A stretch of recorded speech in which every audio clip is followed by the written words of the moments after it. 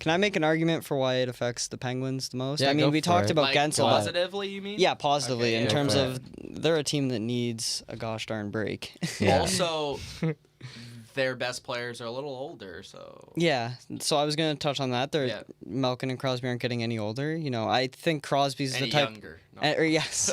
They're getting older. They are getting older. Sorry, thank you for correcting me there. But I don't think this is going to stop Crosby from training, just knowing the type of guy he's like. So I don't think it'll be rest for him necessarily, but just a chance to, step away, step back, review game footage, whatever it might be, but just to see where the team has been going wrong since, I guess we'll say since the trade deadline, but really that game against Washington before the trade deadline is when it all started going downhill.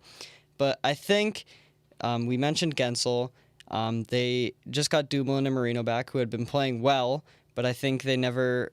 I don't really know how to word it. I don't know where I'm going with this necessarily. To get back from injury is what you're saying. Yeah, so that's exactly what I'm trying to say. So now that these players are back and they're healthy and they get more another break, time. they get another break on top of that, I think it only benefits them more than any other team in the league necessarily. Well, yeah, I mean, there you go. It could be big for you guys. I mean, you're still in a spot, so like you don't really have to worry too much. Yeah, I was going to touch on that too. The Metro is like so insanely close, and the Penguins, out of however many games they have left, it's between 14 and 12.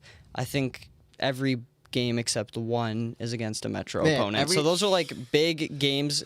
If we're in the playoffs before the playoffs. If you're in the Atlantic, it doesn't matter because you can lose 10 games in a row and you're still in a playoff spot. Leafs. Yeah. But in a division like the Metro, it's slowly becoming like you got to start winning now because the teams behind you are winning, the teams ahead of you are winning.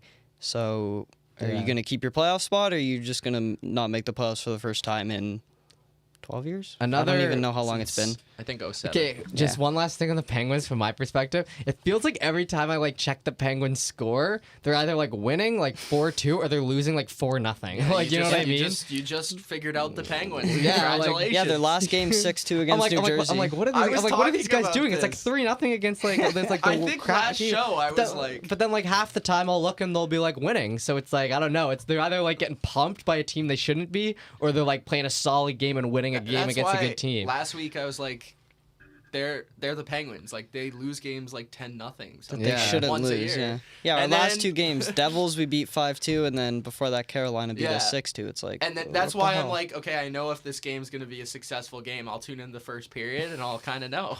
Yeah, you can tell within the first 10 minutes how they're playing, and it's the thing that frustrates me the most with the Penguins is the names that they have on their power play. You have Marleau on your second unit now, but your one unit is unreal.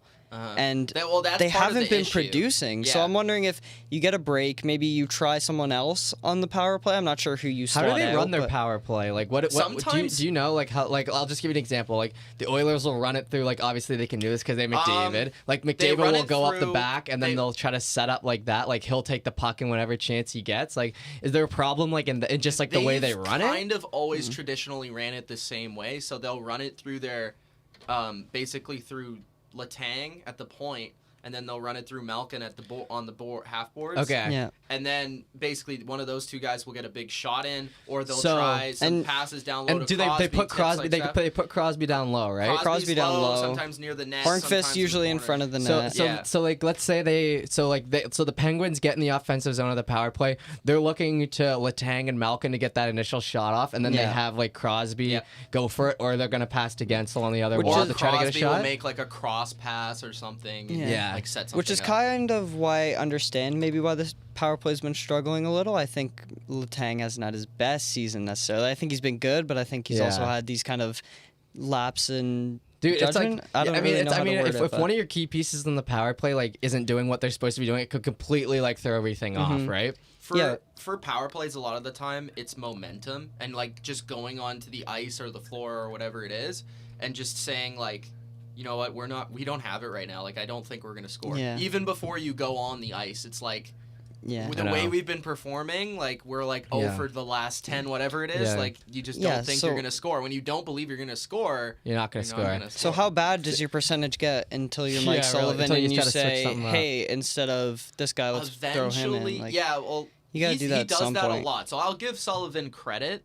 Not on the power play, but in terms of his actual lines. Yeah, he does it all the time. More than anybody in the league, I want to say. Yeah. He flips his lines like regularly, game to game, and that's been part of his strength as a coach. So we'll see if he does that. Do you guys like that? Man, when the Oilers had McClellan, he would always do the line blender, and it would drive me nuts. I'm such a big believer in building chemistry.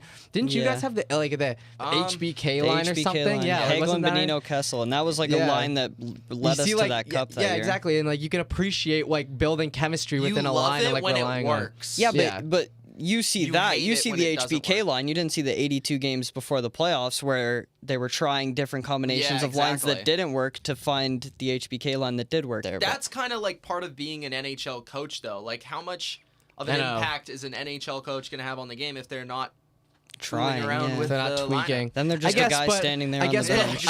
I guess, but like I said, like something like McClellan would always do. Like he just doesn't give them enough time. Like you just gotta give players time, I think, to settle into roles and everything. You know.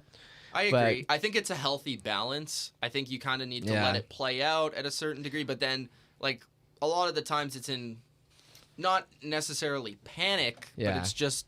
I mean, sometimes if your team's playing like crap, you're like, okay, well, we got to switch something up. You're down like 3-0 in this second. Like we want to be in this game. To the players, even if you're just intent on that one game, we're gonna switch. We're gonna put this guy on the fourth line or whatever, just to motivate him. Yeah, for the that's game. fair. Yeah.